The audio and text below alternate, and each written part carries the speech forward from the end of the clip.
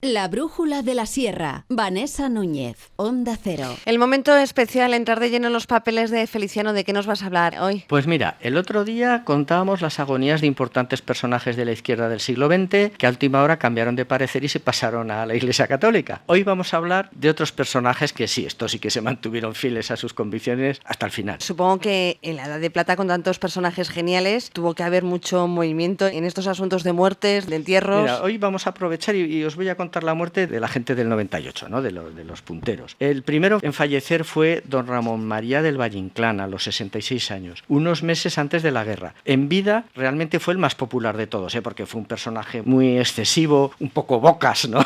que supo crearse toda una leyenda a su alrededor que le acompañó hasta la muerte. Murió en su Galicia natal. Al final de sus días, pues se había hecho muy de izquierdas, pero radical, y según se contaba, durante su agonía lanzaba proclamas contra la Iglesia y decía cosas como: no quiero en mi funeral ni cura discreto ni jesuita sabiondo. El entierro fue civil. Mientras una muchedumbre le daba su último adiós bajo una torrencial lluvia, lanzando consignas antirreligiosas, un exaltado anarquista notó que en el féretro había una cruz y se tiró a la caja para arrancar la cruz con tanto entusiasmo que rompió la tapa de la caja y a la fosa cayó el anarquista, la caja y don Ramón María de muy mala manera. Madre mía, una auténtica escena valleinclanesca. Además, en todos los sentidos, porque recientemente la investigación precisamente de su nieto Joaquín ha demostrado que este relato tan valleinclanesco era pura fábula, a la altura del personaje creador del Marqués de Bradomín. La realidad es que el pobre Valle murió de una forma mucho más prosaica, en soledad, acompañado únicamente por su médico de cabecera y su hijo Carlos, y luego además Valle Inclán falleció muy amargado por la larga agonía que le produjo un cáncer de vejiga y por el disgusto de su divorcio, que le costó el alejamiento de su familia y también, claro, la mitad de todos sus ingresos. Pues es curioso, Feliciano, que nos hayan llegado sobre todo tantas leyendas sobre estos escritores cuando sus muertes han sido relativamente recientes. Y tan recientes, Vanessa, fíjate, Pepín Bello los trató a todos. Y mi madre vio pasear a Valle Inclán por las calles de Santiago de Compostela. Mira, con Unamuno ha pasado algo parecido. Las circunstancias que rodearon la muerte de don Miguel, la verdad es que fueron muy extrañas. Mira, Unamuno era un personaje de mucho prestigio y por tanto todos sus actos y opiniones gozaban de gran trascendencia, incluso fuera de España. No te digo que la gente popular conociera a Unamuno por Europa, pero sí en todos los ámbitos culturales. Unamuno tenía peso, ¿no? Fue un antimonárquico de raza, hasta la médula. Apoyó la República, pero claro, luego se posicionó en contra del desorden de la España republicana y sobre todo por las persecuciones religiosas y por las insensateces que se les permitía hacer a los nacionalistas. Entonces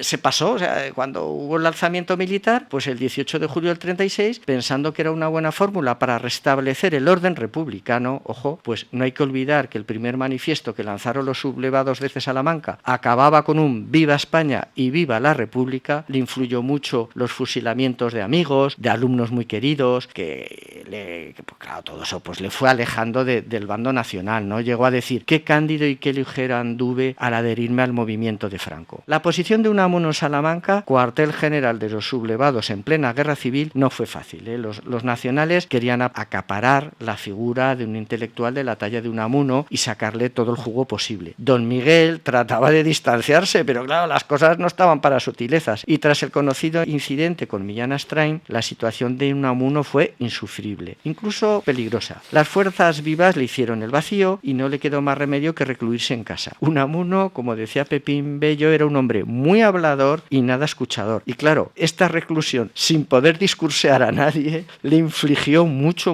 sufrimiento. Su repentino óbito se produjo en circunstancias muy extrañas. Mientras recibía en su casa a un discípulo, Bartolomé Aragón. Al principio de la entrevista cuenta Fulgencia, la sirvienta, que llegó a escuchar gritos, pero luego parece que la cosa se recompuso. Pero bueno, de pronto salió este Aragón gritando del cuarto: yo no he hecho nada, yo no lo he matado, y salió corriendo de la casa. Fulgencia entró al despacho y vio a don Miguel muerto en su silla, mientras las brasas del brasero le quemaban la suela de la zapatilla. La inesperada muerte de Unamuno alarmó mucho a la Falange. Bueno, a la Falange, claro, y a todos los sublevados de Salamanca, pues tan solo habían pasado 4 meses del fusilamiento de Federico García Lorca, que había tenido un impacto muy negativo en la opinión pública internacional. Y no quisieron tropezar 2 veces en la misma piedra, pues además ya se había comenzado a correr el rumor de que Unamuno había sido envenenado. Así que, sin autopsis y más zarandajas, en pleno velatorio, llegaron los falangistas a casa de don Miguel, arramblaron con el muerto y lo sacaron a hombros de destacadísimos falangistas falangistas, como el tenor oscense Miguel Fleta. En un solemne cortejo se lo llevaron con todos los honores de un soldado caído hasta el cementerio, donde se le rezó un responso. Hay que decir que Unamuno, aunque era muy respetuoso con la religión, no era creyente. Hoy en día se especula con que la muerte de Unamuno no fuera natural y que realmente hubiera sido envenenado por Aragón, quien sospechosamente salió corriendo de la casa para esconderse en un hotel. Además, se ha demostrado que Aragón ni era alumno ni conocía de nada a Unamuno y que en realidad era el encargado de prensa y propaganda de la Falange en Huelva, donde organizó una quema de libros en los que estaban no solo los de Unamuno, sino también el de Caperucita Roja por provocadora. Madre mía, esperemos que el entierro de Baroja fuera por lo menos más sosegado, más tranquilo. Pues sí, la verdad es que fue mucho más tranquilo y además tenemos el magnífico testimonio de Camilo José Cela, amigo y admirador sin límites de Don Pío. Baroja falleció en el año 56, en pleno franquismo. Don Pío Baroja practicaba eso que se llamaba el exilio interior, que consistía en que tú vivías en España, no simpatizabas con el régimen, pero te mantenías en un discreto ten-con-ten sin darte a entender. Baroja siempre tuvo muchos amigos y seguidores, aquí ya hemos hablado otras veces de sus tertulias en su casa, ¿no? En los años de la posguerra, Baroja se había convertido en un tótem de la literatura para los jóvenes escritores del momento. Durante su agonía, claro, todos sus amigos se acercaban continuamente hasta su lecho para mostrarle su cariño y admiración. O sea, la casa era una romería todo el rato de gente subiendo y bajando. Y en una de estas apareció en el cuarto nada menos que Ernest Hemingway. Hemingway era un gran admirador de Baroja, pero curiosamente nunca se habían conocido personalmente. Así que quiso ir a rendirle un último homenaje antes de que muriera. Le llevó 3 presentes, una bufanda, unos calcetines y una botella de whisky. Al verlo Don Pío allí en el cuarto, estaba ahí en la cama, digo, ¿qué coño hace este aquí? Y Hemingway, que en contra de su costumbre iba perfectamente trajeado, le dijo muy ceremonioso: mire, Don Pío, he venido a decirle que el premio Nobel que me han dado se lo merecía usted mucho más que yo. Incluso Unamuno mucho más que yo. Bueno, y por supuesto Azorín. Y continuó. Y Antonio Machado. Y entonces le dice Baroja: pare usted, que como siga repartiendo el premio vamos a tocar a muy poco.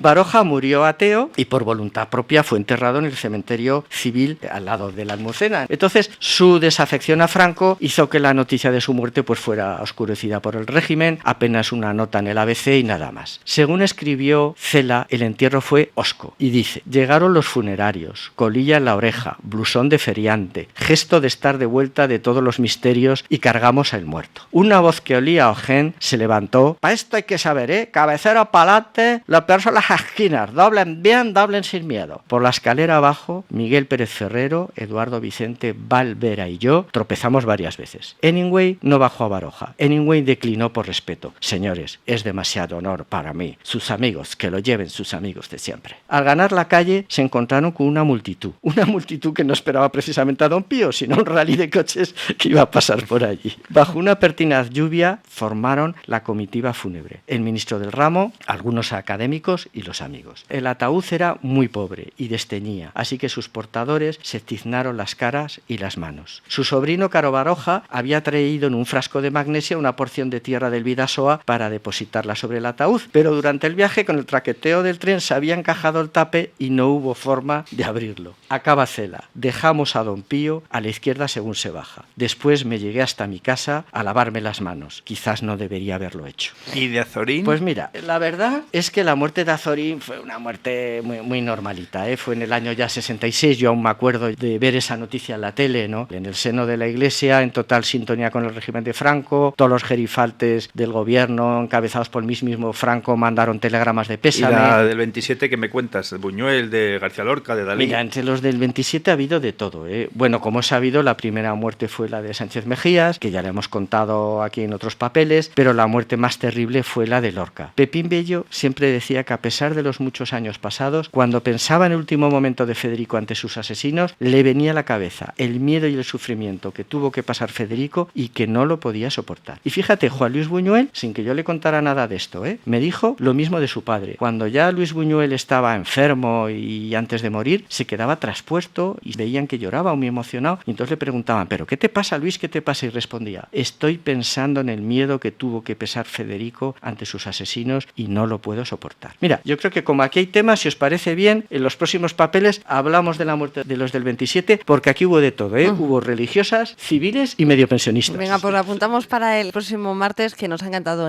Feliciano, que nos hayas mostrado este lado de las personas que formaron parte de la generación del 98. Pues bueno, como estamos en noviembre, ¿no? Hemos dicho que era el mes momento de las ánimas y de los muertos, y es el momento de tratar estos temas. La brújula de la sierra. Vanessa Núñez, Onda Cero.